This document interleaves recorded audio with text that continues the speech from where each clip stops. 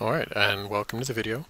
Uh, I'll be making this really just so that I can learn the process of how to record these and how to edit them later on. So even though I will be putting these up on YouTube for other people to watch, if they feel so inclined, it's mostly just for my own purposes. I'm starting with my Druid, Ninsun, looking quite stylish in her famous hat. Ignore this coyote here. He's just kind of a vanity pet. He just stands there and scratches himself. So anyway, I'll start by sort of explaining my UI. I use Xperl for my unit frames. And being a healer a lot of the time, I do have my targets extended pretty far out. I've got my target, my target's target, and then my target's target's target, I believe. Just so that I can tell that when the tank is fighting a mob, that the mob is still looking back at the tank. It's always nice to know. But anyway, and then my party frame would go here if I was in a party, and then I use grid, which is right here whenever I'm in a raid. Up here I've got Elcano's buff bars, and then you saw a Titan panel pop up. I have it set to auto hide, so it gives me just a little bit more screen space. One of my favorite mods here is Sexy Map. I've got it set for a crescent moon effect, which I thought was quite nice. And you've probably noticed my sparkly little cursor. It's got leaves that continually sprout and disappear, and then what I think of as kind of a starlight effect trail. For each of my characters, I really want to feel like I am playing something different every time I even look at the screen. So I try to set it up so that it matches some aspect of their class. So with my druid, I've tried to combine the sort of celestial and earthy aspects of druidry. Druidry? What is it called? I don't know. Druidism. There, we're going with Druidism. And so on all my characters I have a little art, it's sun art panel, which gives me the nice little pretty graphics down here. Then I use bartender to organize my action bars, and then you saw auto bar pop up, which I have that set to hide unless I'm mousing over it or if I'm in combat. So again, I like to do that wherever I can with something so that the screen looks cleaner, but something is there if I happen to need it. You'll see my damage meter over here. I like to use recount. It's been pretty accurate. Then I keep my chat and my combat logs over here in one, because I usually only need one or the other at a time. And my quests go up here showing the objectives, and if I was not in an instance currently, you would see the zone minimap right here. But I'm going to go kill these little low-level mobs and just kind of let you see what my combat looks like. I use mixed scrolling combat text for combat. You'll see incoming damage or lack thereof on the left-hand side. Every time they miss, anytime I dodge, if they hit me just for however much damage, then it shows up here. If I hit them, it's going to show up on the right-hand side.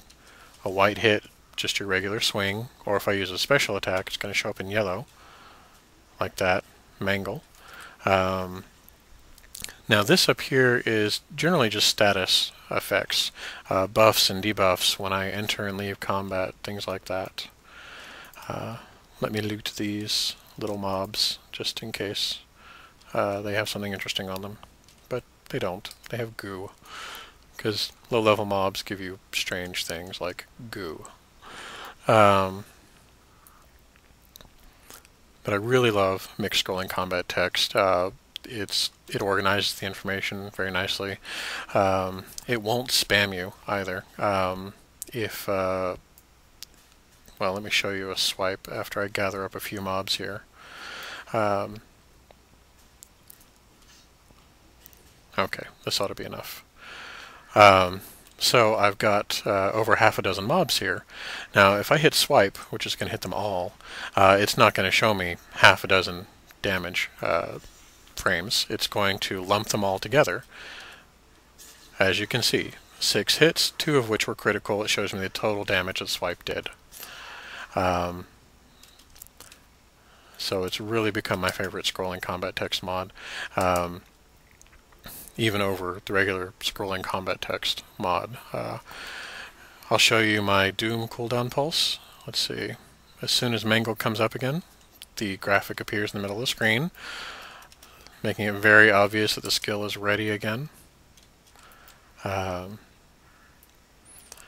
And for my longer cooldowns, I have cooldown to go, which is over here, showing me, the icon for the ability and how many minutes and seconds are left on the cooldown for it.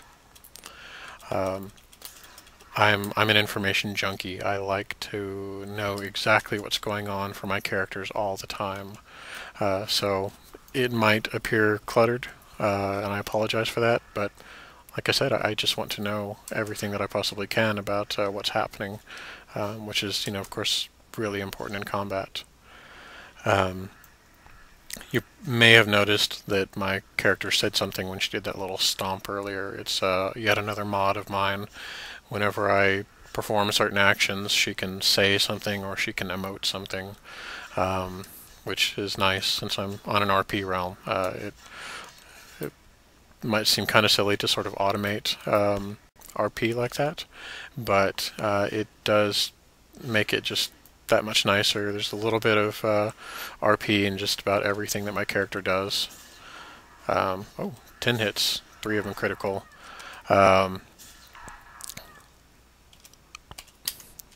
That's really about it for my druid.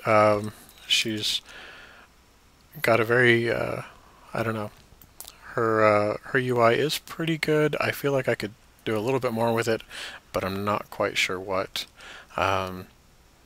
But overall, it does give me what I want. Like I said, when I log on to my druid, I immediately can tell that just from the environment, the sort of character that I want her to be. But I think I'm going to end this part of the video. It's getting just over 8 minutes now, and YouTube has that little 10-minute limit. So I think I will move on to another one of my characters next. So hopefully this wasn't too boring, and you got to kind of see my UI, which I do sort of talk to people about because I think it's pretty interesting. It's very different if you're only used to the vanilla UI and don't have too many mods. So maybe this will give you some ideas and show you what's possible. So on to the next character. Thanks.